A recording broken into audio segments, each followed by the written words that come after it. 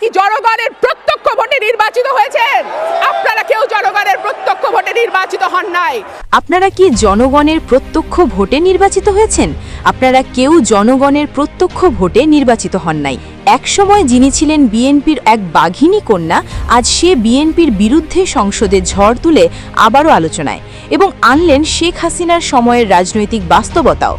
যে গুরুত্বপূর্ণ বিষয়টি নিয়ে সংসদে জামায়াতের কথা বলা উচিত ছিল, সে কথা যেন রুমিন ফারহানার কণ্ঠ দিয়ে সংসদ কাঁপল। আদৌ কি দেশ নতুনভাবে চলছে নাকি পুরনো সিস্টেমেই চলছে দেশ? এ বিষয়টি যেন আবারও আলোচনায় আসছে ব্রাহ্মণবাড়িয়া ২ আসনের সংসদ সদস্য রুমিন ফারহানার বক্তব্যের মধ্য দিয়ে। তিনি বলেন, দীর্ঘ ১৫টা বছর মানুষ নিজের ভোটাধিকার থেকে এতদিন বঞ্চিত ছিল, নির্যাতনের শিকার ছিল, সবখানেই চুরি চামারি ছিল। আজ ছাত্র জনতার রোষানলে পড়ে বাস্তবতার মুখোমুখি হয়ে দেশ ছাড়তে সে বাধ্য হয়েছে। তখন শেখ হাসিনা দেশ ছেড়ে পালিয়ে যাওয়ার পর দেশের মানুষ নিজের ভোটাধিকার ফিরে পাবার স্বপ্ন দেখেছিল, নতুন কিছু দেখার স্বপ্ন দেখেছিল।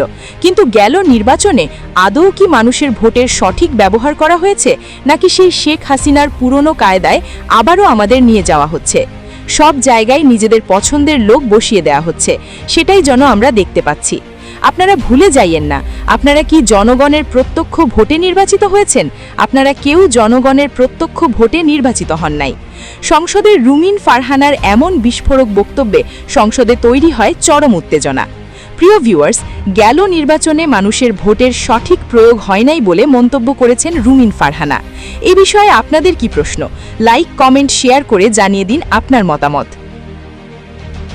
মাননীয় স্পিকার, দীর্ঘদিন পর্যন্ত এই দেশে কোনো নির্বাচন হয় নাই।